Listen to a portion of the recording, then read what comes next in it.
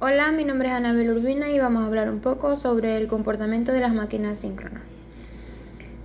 Arranque de motor con o sin carga. Cuando una máquina síncrona funciona en carga, a través de ella circulan corrientes por el devanado de excitación y por el devanado de inducido. En consecuencia, el campo magnético principal de esta máquina es la resultante de los efectos de estas corrientes. Es decir, ahora el campo magnético no es solo debido a la acción de la corriente de excitación, sino también a las corrientes en la fase del inducido.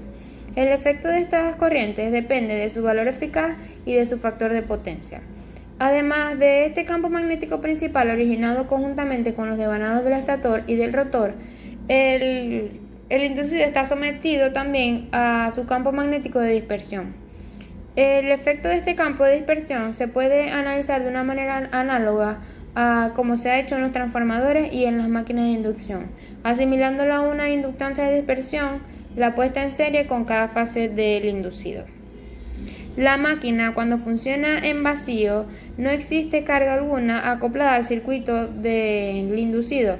Entre las características que tienen los motores síncronos sin cargas están las siguientes: deslizamiento, la frecuencia, la reactancia del motor y, por lo tanto, la corriente del rotor es muy pequeña y solo lo suficiente para producir el par sin carga. Por lo tanto, la corriente en el estator es la suma fasorial de su corriente de excitación y un componente de carga primario, lo inducido en el rotor por acción del transformador. Periodo de arranque de un motor síncrono. El arranque es el proceso de puesta en marcha de un motor que lo lleva desde una velocidad nula al punto de funcionamiento estable, que corresponda al par resistente de la carga que tiene que mover. Un motor síncrono no puede arrancar por sí mismo. En consecuencia, el rotor casi siempre está equipado con un devanado de jaula de ardilla para que pueda arrancar como un motor de inducción. Cuando el estator se conecta a la línea trifásica, el motor acelera hasta que alcanza una velocidad un poco por debajo de la velocidad síncrona. La excitación de corriente directa se suprime durante este periodo de arranque.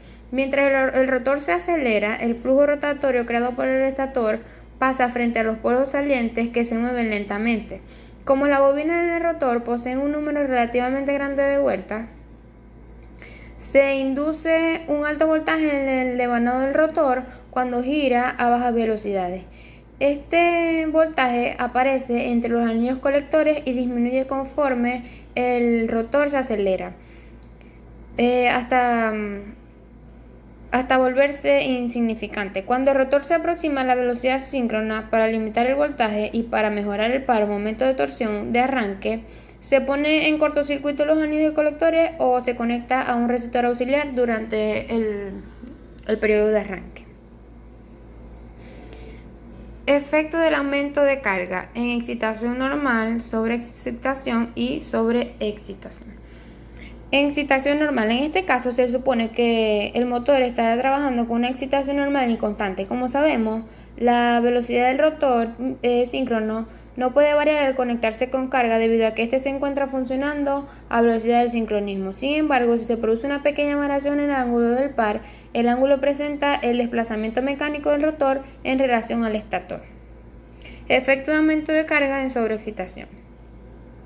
Cuando el motor se excita con un voltaje EGP menor que BP, se produce una corriente en la armadura con un ángulo de retraso muy cercano a los 90 grados y a medida que la carga aumenta el factor de potencia mejora. Esto mejora el factor de potencia esta mejora del factor de potencia se debe al mayor voltaje resultante en la máquina, provocando con ello una mayor corriente.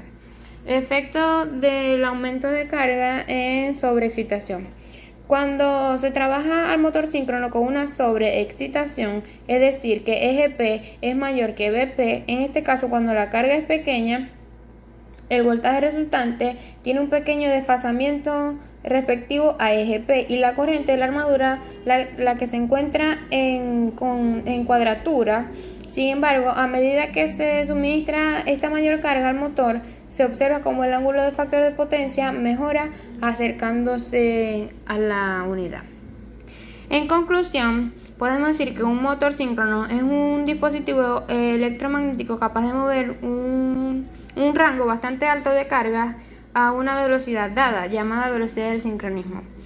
El motor síncrono utiliza el mismo concepto de un campo magnético giratorio, producido por el estator, pero ahora el rotor consta de electroimanes permanentes que giran sincrónicamente en el campo del estator. Muchas gracias, espero hayan entendido y les haya gustado.